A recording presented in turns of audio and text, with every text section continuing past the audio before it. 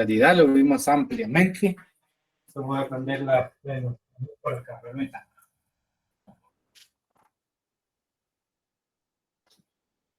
Y hoy nos toca otro principio más, principio evolutivo.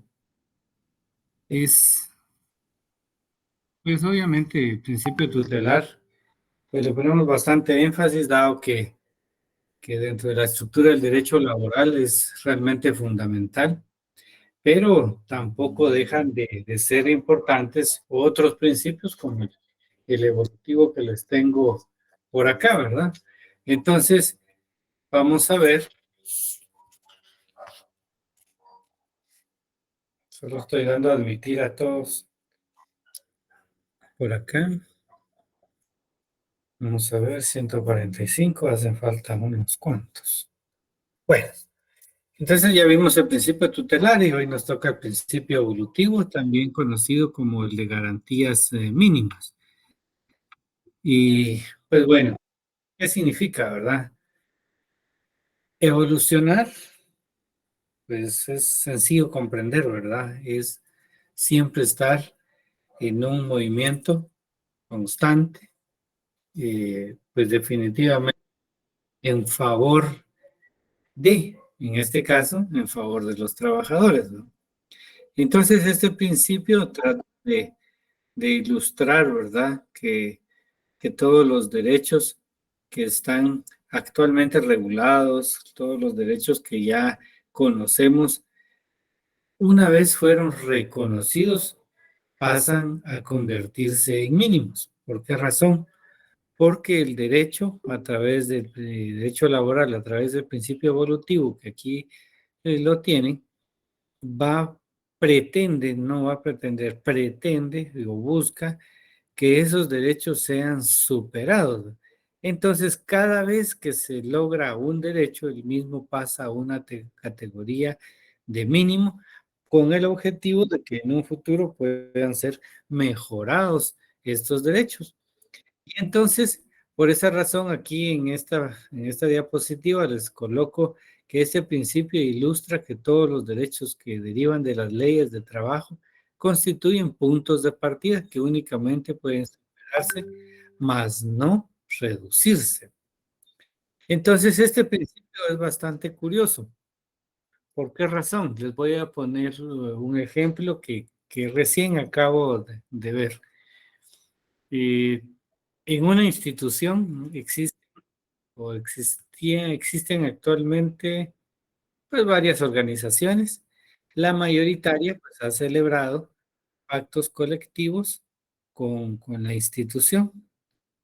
Sin embargo, eh, vamos a ver el próximo semestre algunas características del pacto, pero en resumen les puedo decir que no se derogan los pactos, quedan siempre vigentes, ¿verdad?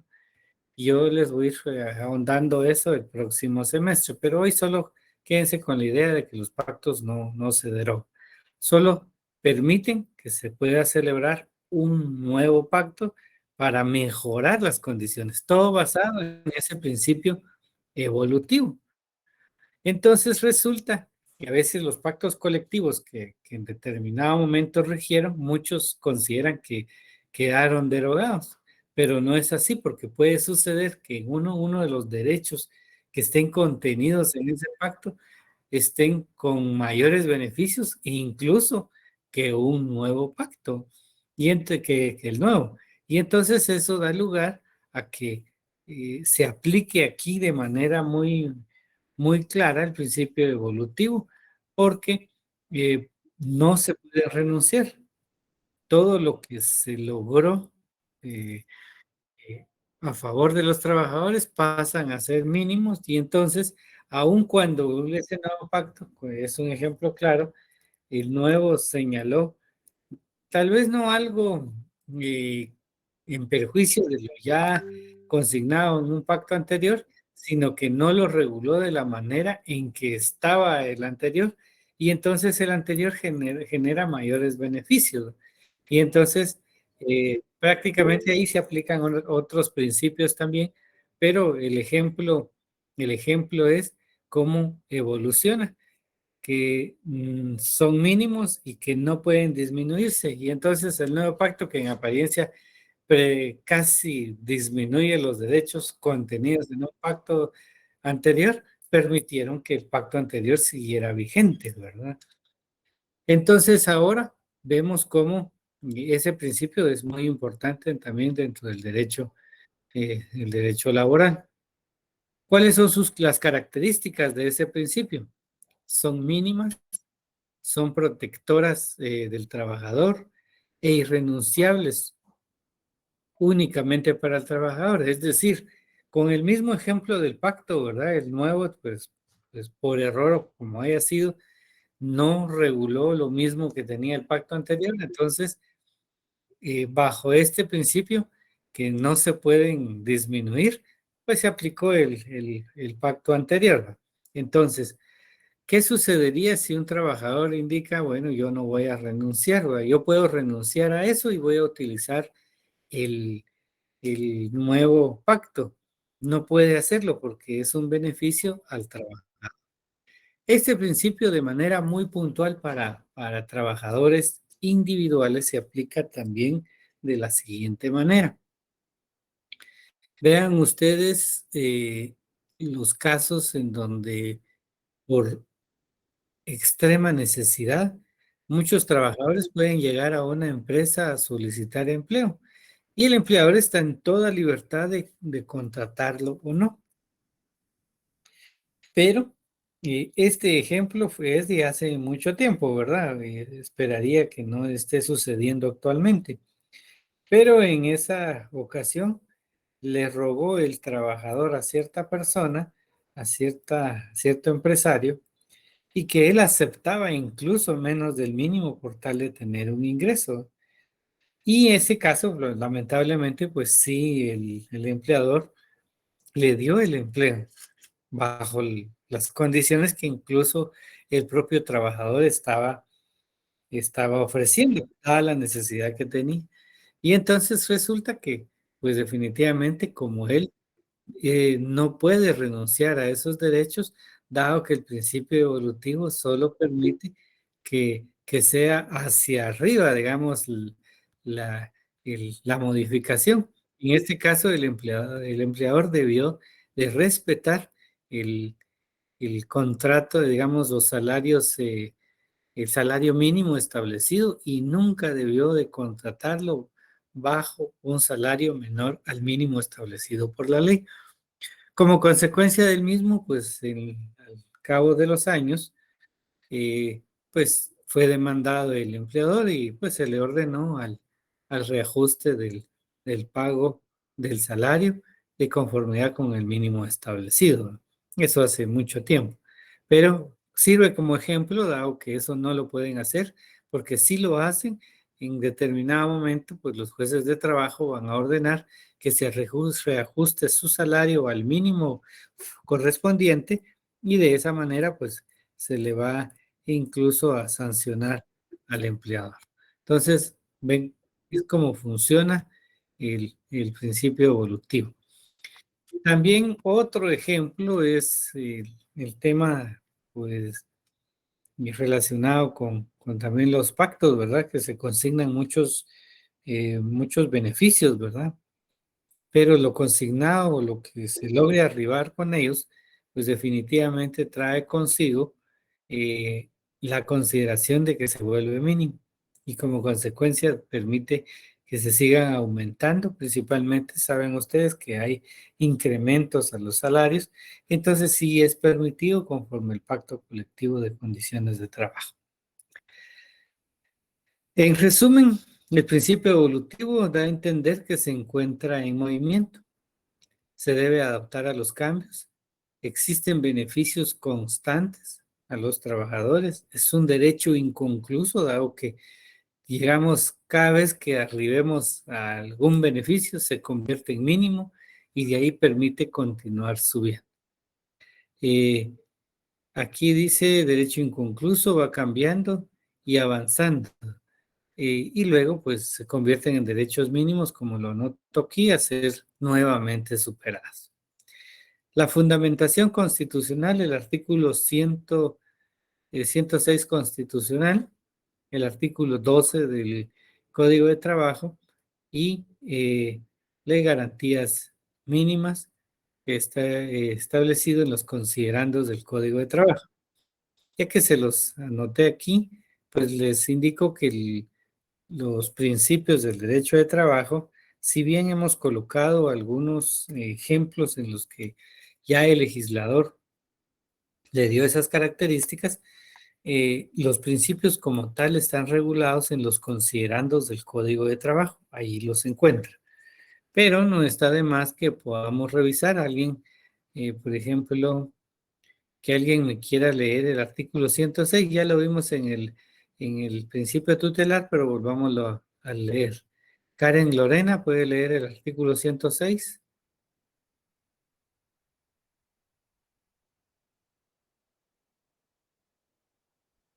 Licenciado, disculpe, fíjese que yo voy en camino, voy en la calle.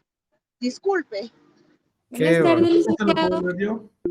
Está bien, por favor. ¿Quién me dijo por ahí? Yolik. Sí, dele. Artículo 106 constitucional, irrenunciabilidad de los derechos laborales. Los derechos consignados en esta sección son irrenunciables para los trabajadores, susceptibles de ser superados a través de la contratación individual o colectiva, en la forma que fija la ley. Para este fin, el Estado fomentará y protegerá la negociación colectiva. Serán nulas ipso iure y no obligarán a los trabajadores aunque se expresen en un contrato colectivo o individual de trabajo, en un convenio o en otro documento, las estipulaciones que impliquen renuncia, disminución, tergiversación o limitación de los derechos reconocidos a favor de los trabajadores en la Constitución, en la ley, en los tratados internacionales ratificados por Guatemala, en los reglamentos u otras disposiciones relativas al trabajo. Muy bien. Roberto Pirir, ¿qué entiende y cómo lo asocia con el principio evolutivo o de garantías mínimas? Un momento, Link, solo voy a sacar mi constitución, que no la tengo a la mano. Tienen que tener a la mano sus textos, ¿eh?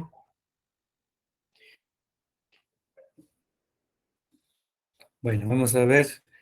Francis Ivania, veo por ahí. Licenciado, buenas tardes. Buenas tardes, Ivania.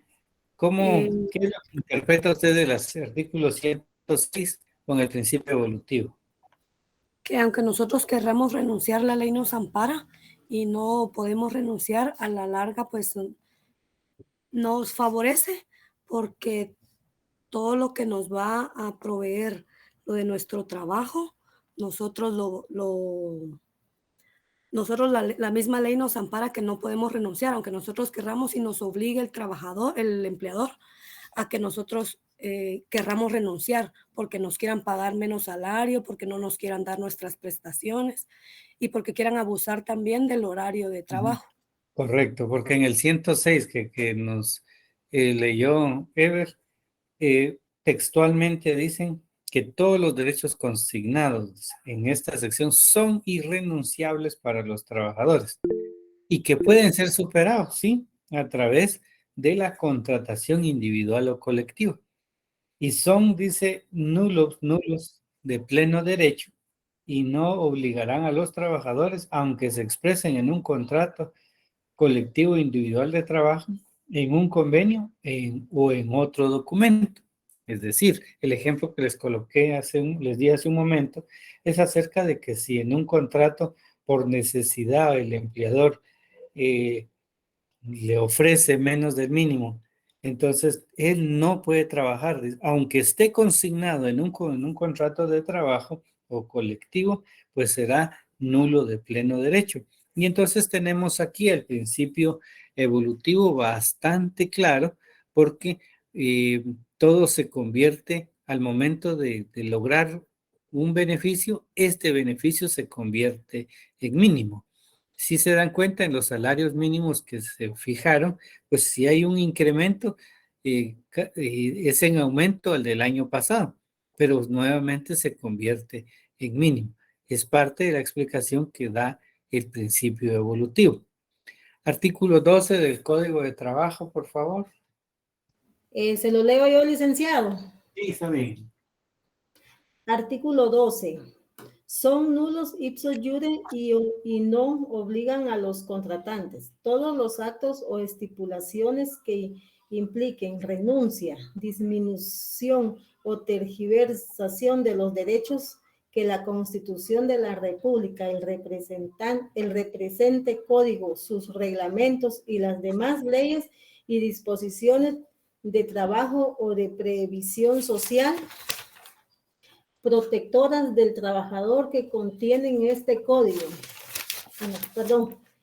otorguen a los trabajadores, aunque se expresen en un reglamento interior de trabajo, un contrato de trabajo u otro pacto o convenio cualquiera.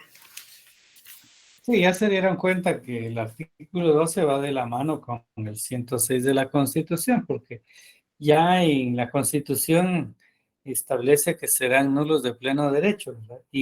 De igual manera empieza la redacción en el artículo 12 al establecer que son nulos de pleno derecho y no obligan a los contratantes. Todos los actos o estipulaciones que impliquen renuncia, disminución o tergiversación de los derechos que la Constitución, ahí agrega el presente código, sus reglamentos y demás leyes de trabajo o de previsión social, otorguen a sus trabajadores.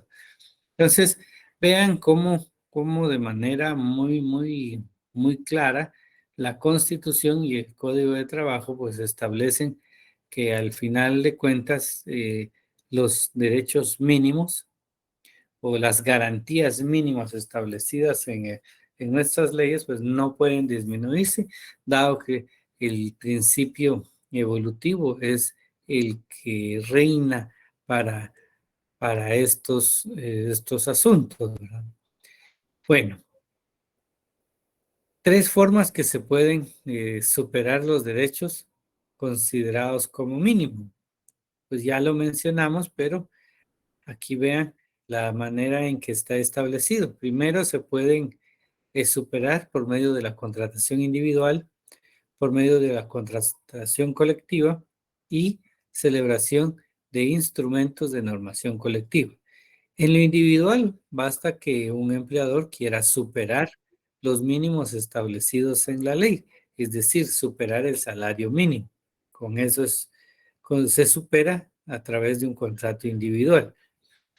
En la contratación colectiva no suele darse en Guatemala o las contrataciones colectivas, pero si ese fuera el caso, un sindicato celebraría un contrato colectivo con el empleador y en teoría lo que se pretende a través de esto es que la organización sindical busque mejores ingresos a los trabajadores.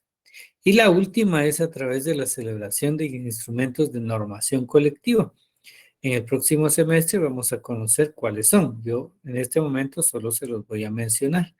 Tenemos pacto colectivo, convenio colectivo, contrato colectivo, laudo arbitral o sentencia colectiva y el reglamento interior de trabajo. Esos son los instrumentos de normación y a través de ellos se puede establecer mayores beneficios, como por ejemplo los pactos, en donde se pueden estipular incrementos, digamos, de un porcentaje del 10%, del 5%, y entonces a través de esos instrumentos es que se logra superar todos los derechos considerados como mínimos. Aquí en estos 3 ejemplos, esas 3 formas de superarse está inmerso el principio evolutivo. A través de ese principio es que se permitió que las normas pues funcionen de esa manera, ¿verdad? A través de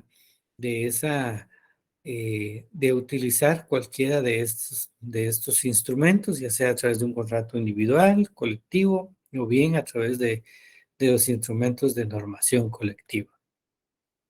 Bueno, otro principio de irrenunciabilidad, es decir, la obligatoriedad, es decir, también así puede ser conocido en otros textos. Entonces, tomen nota que el principio de irrenunciabilidad es el mismo principio de obligatoriedad. Varía en cuanto a nada más a los autores, de los distintos libros que circulan. Entonces tenemos que el derecho de trabajo debe aplicarse aún en contra del trabajador. Son irrenunciables para él, aunque el trabajador renuncie, deviene nulo. ¿Cuál es el objetivo de la irrenunciabilidad? Proteger al trabajador que acepte por necesidad, evitar que renuncie por engaño. ¿Me pueden indicar la fundamentación de este principio?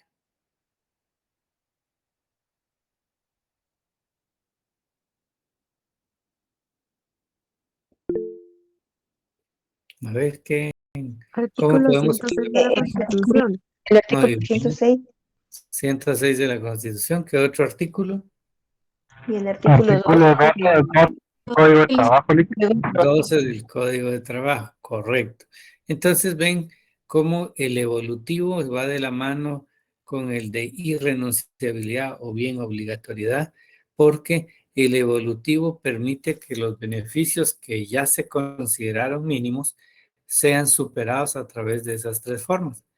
Y la irrenunciabilidad significa que una vez logremos ese beneficio, no se puede renunciar a esos derechos. Eso es el principio de irrenunciabilidad o bien de obligatoriedad, aunque aunque digamos él tenga mucha necesidad del trabajador, no debe aceptar por necesidad. Eso es el principio de irrenunciabilidad. Principio de conciliación. Debe privar siempre en todos los aspectos laborales la armonía social, y eso está establecido en el considerando F del Código de Trabajo. Pero también lo tenemos previsto en el artículo 17 del Código de Trabajo. Veamos qué nos dice el artículo 17. Para los efectos de interpretar el presente código, sus reglamentos y demás leyes de trabajo, se debe tomar en cuenta fundamentalmente el interés de los trabajadores en armonía con la conveniencia social. Entonces tenemos como la armonía es parte fundamental y está establecido no solo en los considerandos, sino en el artículo 17. Debe obviamente, debe existir siempre el interés de los trabajadores en armonía con la conveniencia social. Artículo 274. ¿Alguien que quiera leerlo?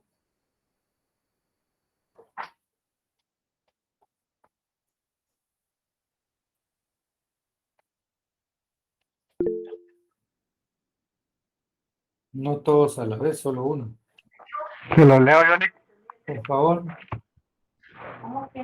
Artículo 274. El Ministerio de Trabajo y Previsión Social tiene a su cargo la dirección, estudio y despacho de todos los asuntos relativos a trabajo y a prevención social, y debe vigilar por el desarrollo, mejoramiento y aplicación de todas las disposiciones legales referentes a estas materias, que no sean de competencia de los tribunales, principalmente las que tengan por objeto directo fijar y armonizar las relaciones entre los patronos y trabajadores.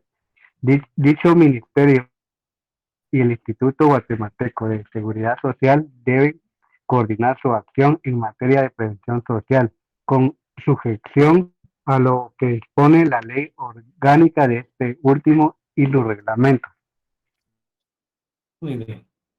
Pues obviamente el Código de Trabajo establece esa posibilidad en la cual tiene a su cargo la dirección, estudio y el despacho de todos los asuntos relativos al trabajo y la previsión social. Dentro de esas funciones está lo referente al tema de la conciliación que utilizan como herramienta para la resolución de las distintas denuncias que les son presentadas ante la inspección de trabajo.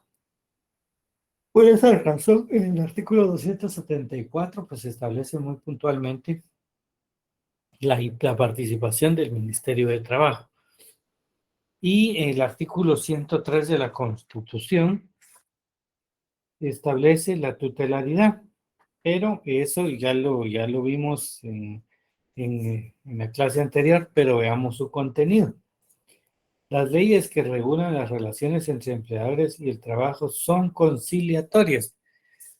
A pesar de estar inmerso en el principio tutelar, también incluyeron la conciliación y establece que las relaciones o las leyes que regulan las relaciones entre patronos deben ser conciliatorias. Entonces tenemos que ese principio de conciliación se encuentra presente en casi todos los procesos. Es posible presentar, digamos, una conciliación en cualquier etapa, ya sea en la vía directa o en la vía judicial. Todo es posible en esa modalidad. Ya me hace falta el dulce otra vez. Qué barbaridad. Bueno, veamos otro principio. Principio de estabilidad. ¿Quién no va a querer un trabajo estable en cualquier lugar? Eso es importantísimo. Está muy de moda actualmente que las empresas y entidades del Estado estén buscando contratos temporales como una manera de pretender indicar eh, que nada más ¿cómo se llama? Es una necesidad temporal y que están buscando la manera de decirle al trabajador que solo durante un tiempo se le va a contratar, ¿no? Sin embargo, los trabajadores lo que buscan es una estabilidad en el trabajo, es decir, estar el mayor tiempo posible. Y entonces, cuando veamos el contrato de trabajo, vamos a ver que lo que se busca es un contrato que sea permanente, digamos, indefinido, que sería el término correcto. Eso es lo que busca un trabajador, pues su lucha. Y esa lucha sí se logró porque en el Código de Trabajo está establecido que, pues definitivamente los contratos deben de celebrarse de esa manera por regla general y muy excepcionalmente los por contrato. Pero resulta que ahora la regla es contratarlos por contrato y la excepción es el puesto permanente, ¿verdad? Pero esa es otra historia. Entonces, esa es la lucha y el objetivo es continuar en su trabajo. El trabajo, pues, estable y seguro, pues, le va a provocar un bienestar al trabajador y a su familia. Entonces, eso es el efecto de la lucha, de la continuidad, y la ley así lo establece. No obstante, pues lamentablemente tenemos casos que nos podrían a pensar que no se está cumpliendo en su totalidad. Y por supuesto entendemos que el trabajo estable y seguro garantiza el bienestar. Poca estabilidad perjudica también a la empresa, porque la experiencia, el conocimiento que adquieren los trabajadores se pierde al momento en que se retira. Entonces, las tres instituciones que regulan la permanencia en el trabajo, tenemos el contrato por tiempo indefinido, que es el que yo les mencioné hace un momentito. Allí está inmerso el principio de estabilidad. Y como les digo, el contrato por tiempo indefinido es la regla y los contratos a tiempo parcial o temporal son la excepción. La suspensión de los contratos de trabajo que está en el artículo 65, aun cuando uno se va de vacaciones, a uno cuando se enferma o es suspendido, entonces definitivamente no pierde el trabajo, solo entra en una categoría de suspensión del contrato de trabajo. Y una vez pase o supere ese periodo, ya sea por enfermedad, vacaciones, licencias, va a retornar a su puesto de trabajo. Y la sustitución patronal. Y la sustitución patronal lo vamos a leer en el artículo 23.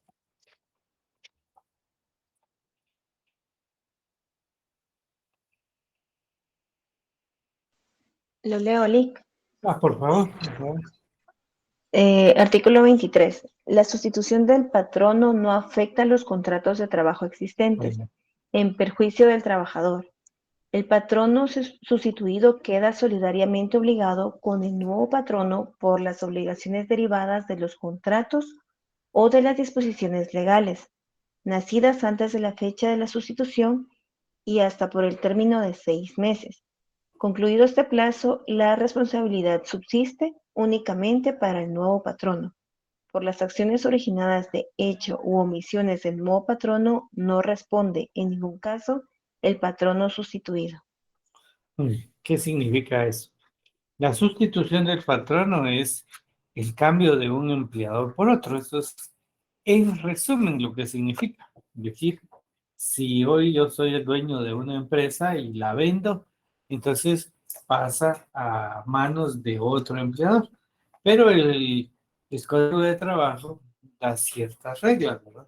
Y en esas reglas son que pues, ambas partes pues, van a mantener una obligación.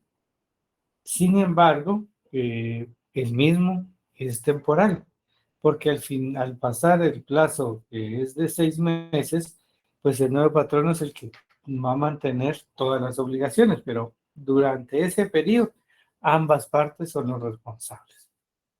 Bueno, entonces por esa razón, cuando leyeron el artículo 23, que dice la sustitución, que no es más que el cambio, no afecta a los contratos, se mantienen vigentes, no puede venir un nuevo empleador y diga, bueno, pues con él era una cosa, conmigo será otra, ¿verdad? Y les disminuye, tantas cuestiones, eso no se puede hacer a través de este principio de estabilidad. Pues lo voy a ver, creo que alguien estaba pretendiendo entrar.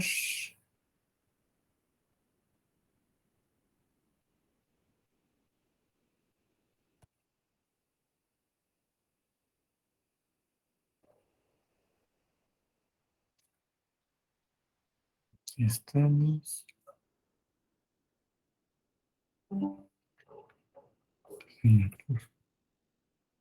Blanco, principio de estabilidad. Muy bien, principio del trabajo como un derecho necesario e imperativo. Principio que determina que las normas deben de ser aplicadas forzosamente en cuanto a las prestaciones mínimas que conceda la ley, es decir, las irrenunciables, no puede renunciar a ese derecho y entonces se aparece el principio de la aplicación forzosa, que es el principio que es un derecho necesario e imperativo, en donde se deduce que limita la autonomía de voluntad propio del derecho común, el cual supone que las partes de todo contrato tienen un libre arbitrio. Como seres humanos nosotros tenemos libertad de decidir lo que queramos. Si queremos vender una casa, nuestro carro, o no venderlo, no cambiarlo y que se quede viejito, es un derecho, se llama libre albedrío. Pero acá, con este principio, la crítica es que, que definitivamente cuando se habla de que se afecta la autonomía de la voluntad, están diciendo que no están dejando en la libertad al trabajador de poder decidir. Pero en estos aspectos, en este principio imperativo, pues el asunto es que no vaya a renunciar por necesidad, como lo vimos en el anterior, ¿verdad? Y como consecuencia, todas las normas son de carácter obligatorio. El principio dice, al limitar la autonomía de la voluntad, también pretende ilustrar que el Estado es quien debe garantizar su aplicación y de esta manera las autoridades administrativas y judiciales deben velar porque el mismo tenga plena aplicación. Bueno, ¿cuál es el trabajo? Dejar de que sea positivo y que las garantías mínimas no se restringan, ¿verdad? Principio de realidad y objetividad. La realidad estudia al individuo en su realidad social y considera que para resolver un caso determinado a base de una bien entendida equidad, es indispensable enfocar ante todo la posición económica de las partes. Eso es importantísimo. Puede provocar incluso el cierre o quiebra de empresas, porque no podemos eh, establecer, digamos, salarios altísimos, pero sabemos que el empleador posiblemente no tenga esa capacidad y vamos a fomentar la quiebra de las empresas. Y en segundo es resolver los diversos problemas que con motivo de su aplicación surjan con criterio social y a base de hechos concretos y tangibles. También pretende que se plasmen los derechos como se han convenido, que no sean violados los principios mínimos. Eso es el principio de realidad. También esto lo utilizan mucho porque eh, para lograr, digamos, quizá si le tocara al trabajador, pues una sanción menor y entonces eh, buscan en sí la capacidad económica de las partes. Y entonces también para el empleador, pues de no vaya a poner salarios muy altos, porque de lo contrario va a provocar que la empresa pueda irse a la quiebra, como bien lo anoto ahí. Tenemos que buscar esa realidad económica de las partes, tanto para imponer una sanción a un trabajador como para, digamos, buscar ciertos beneficios a la empresa que deben de ser de acuerdo a con la realidad y objetividad. El principio del derecho de trabajo como una disciplina, hondamente democrática, es la económica y moral de los trabajadores, que constituye la mayoría de la población, eh, realizando así una mayor armonía social. Entonces, hace todo acto impositivo hacia el trabajador que viole sus principios. No se puede hacer eso. No debe coaccionarse a realizar actos ilegales que, que no labore horas extraordinarias sin pago y sin embargo lo hacen. Que se le prohíba ejercer derechos ciudadanos o otra modalidad. Por eso es como eh, como una disciplina ampliamente democrática. No podemos estar, digamos, patentizar este principio como una disciplina hondamente democrática. Dejé de último, digamos,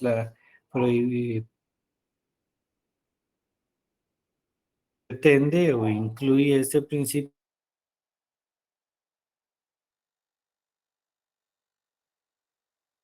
de la comisión, ¿verdad? Entonces no se le debe el ejercicio de esos derechos, ¿verdad? Entonces, incluso ¿cómo se llama? Existe una norma en la ley electoral en donde si se les nombran como delegados, ese trabajo es ad honorem, ¿verdad?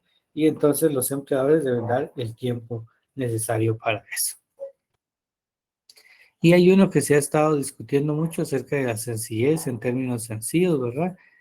Porque en realidad sí es el derecho de trabajo. Si no vean el ejemplo que les puse hace un momento, hace en clases anteriores, ¿verdad? Que los trabajadores pueden acudir al juzgado de demandas y presentar ahí su denuncia.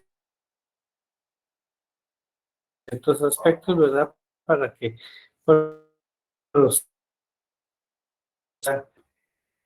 digamos, básicamente una formalidad muy,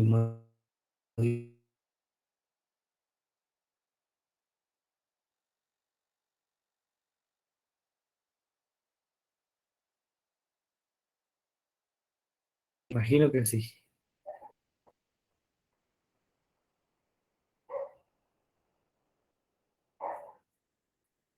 Muy bien.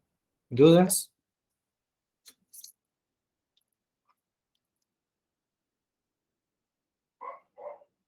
No, Lick, la verdad que no, gracias.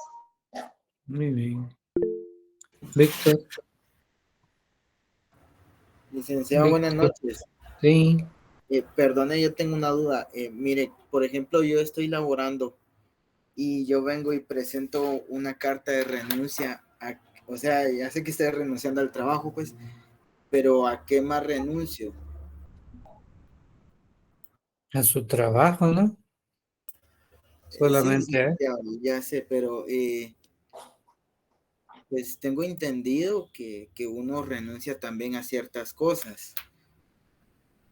No sé si es correcto eso, o solamente al trabajo. Quizás su concepto de ver las cosas es un poco distinta. Parece y quiero entender que usted lo que aquí está mencionando es que renuncia posiblemente a una indemnización, ¿verdad? Que solo se la daría si lo despiden directa e injustificadamente, ¿verdad? Pero eso no se trata de que pierda eso, ¿verdad? Sino que la indemnización es un castigo que se le impone al empleador por despedir injustificadamente. No sé si a eso se refiere. Sí, licenciado, precisamente a eso. Gracias. Bueno, sí, no se le va a pagar la indemnización, ¿verdad? Pero no es que renuncie a ella, sino que simplemente ese es un castigo que se le da al empleador, ¿verdad? Por despedir injustificadamente. Muy bien, o sea que el término renuncia es totalmente con el trabajo, ¿verdad? Ujú. Bueno, gracias, licenciado. Así es. Muy bien. Buenas tardes, licenciado. Sí, Byron. Buenas tardes. Yo creo que este principio que usted nos explica ahora pues, está muy claro en cuestiones de lo que implica la misma ley. Lo que le preguntaba al compañero era lo siguiente, yo creo que muchas veces es lo que nos confunde mucho, de que el hecho de renunciar, creo que no es que uno renuncie, sino que y ni se pierda nada. Claramente la ley lo dice, pues son derechos irrenunciables. Pero ciertamente, pues como usted lo indicaba, hay castigos que se refiere. Uno renuncia prácticamente a las labores y funciones que uno presentaba a cierta empresa. Pero que en dado momento, pues en Guatemala, bueno, en este momento, pues hay muchos derechos que son violentados en cuestiones de esa situación, que las empresas muchas veces tratan de omitir estas responsabilidades que claramente están estipuladas en la ley. Y esto es claro, pues si lo podemos ver día a día en el Ministerio de Trabajo, cuántas personas poniendo denuncias con respecto a esto, pues si son cosas que la verdad no se hacen validar en la actualidad nuestra legislación laboral. Uh-huh. Sí, es correcto. Licenciado, buenas tardes. Sí. Para quedar más claro, al renunciar al trabajo, básicamente ya no tenemos el mismo derecho de poder cobrar la indemnización como usted mencionaba, porque ya no sería un castigo para el empleador o para el patrono, sino que simplemente al dejar del trabajo también se deja básicamente todo lo que se había hecho durante X tiempo, ¿verdad? Para ser así más claros. Sí, correcto. Solo que no me confundan el principio de obligatoriedad o irrenunciabilidad con el tema, con los temas que me están mencionando, ¿verdad? Porque ya son preguntas como muy particulares, ¿verdad? Porque otra... estamos en el tema doctrinario en el cual estamos conociendo que el trabajador no puede renunciar a los derechos consignados en la Constitución, el Código de Trabajo, reglamentos, ¿verdad? Y entonces, les puedo poner el mismo ejemplo que están mencionando solamente en aquellos casos donde la empresa establece la indemnización universal. Entonces ahí ya es un derecho obligatorio en donde se va a pagar sí o sí, ya sea que renuncie o sea despedido. Y entonces, cuando ya se tiene ese derecho, no se le puede llegar a decir al trabajador, mire, yo no voy a iniciar en ningún proceso, pero renuncie a su indemnización. Ya no se puede hacer. Ahí es donde se aplica el principio, ¿verdad? Porque no puede renunciar por la necesidad, ¿verdad? O por las circunstancias que puedan darse. Entonces ahí es donde cabe ese principio. pero ya sobre la renuncia a un cargo no tiene nada que ver con el principio de irrenunciabilidad. O sea más? que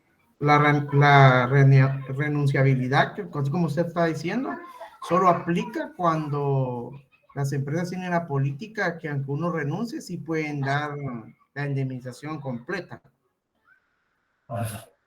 No funciona así. Ese tema que ustedes están mencionando es las consecuencias de una renuncia o un despido, y no estamos hablando de ese tema. Estamos hablando de los principios, y entre ellos está la irrenunciabilidad, lo que significa que les voy a poner mejor otro ejemplo, que digamos le digan a usted, mire, yo le doy trabajo, pero usted renuncia al aguinaldo y bono 14, no le voy a pagar, usted renuncia. Pues no se puede renunciar a eso, porque es un derecho mínimo, ¿no? Entonces ya está consignado en una ley, y aunque el patrón lo indique, el trabajador voluntariamente renunció a la bonificación anual, no se puede hacer. Eso es nulo de pleno derecho. Ok, ahí ¿Alguien quedó. más? Gracias, licenciado.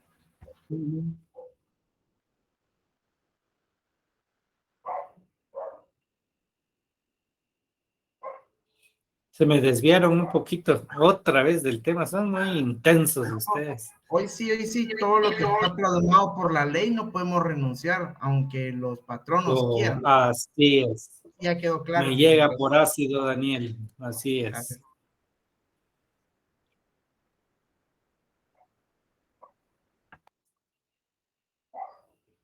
Licenciado, es Solo cuando decir le que presto- al momento de yo tomar un empleo o durante el empleo, yo no puedo renunciar a las garantías que la ley me está dando, a todas las garantías Correcto. que yo tengo. Eso es a lo que usted se refiere, ¿verdad? Y Sí, entonces en dado caso eso suceda, yo puedo abocarme al Ministerio de Trabajo para hacer cumplir esos derechos, ¿cierto? ¿Es correcto? Ok, gracias, Lic. Muy bien. Muy bien, ¿más? Yesenia. Licenciado, muy buenas noches. A mí no me quedó algo clara la parte del trabajo a tiempo parcial. ¿Aplica este derecho o no aplica? Discúlpeme, es que había un poco de ruido en mi casa. Ay, yo no he hablado del trabajo a tiempo parcial, usted no sé dónde lo escuchó. Todavía no hemos llegado, ¿verdad? Lo vamos a ver en el tema del contrato de trabajo, porque ahí va a haber una clasificación de un contrato indefinido, a tiempo parcial. Ahí vamos a ir viendo esos temas, ¿eh? Pero aquí solo es como principios generales del derecho de trabajo. Ya, licenciado, discúlpeme, ya creo que me adelanté. Bastante. Ustedes son los adelantados. ¿Sí, Daniel? Solo una pregunta. Sí, que yo trabajé en una empresa en el cual, bueno, en todas las empresas creo que se trabaja 8 horas. Que después de 8 horas ya cuenta hora extras, ¿verdad? Creo que eso está plasmado en el Código de Trabajo. Sí, correcto. Entonces, por ejemplo, si a nosotros trabajábamos las 8 horas y ahí después nos decían que nos quedáramos, pero no nos pagaban horas extras, podíamos demandarlos por esa parte también, porque es algo que está plasmado en el Código de Trabajo, más ellos lo incumplían. Sí, correcto.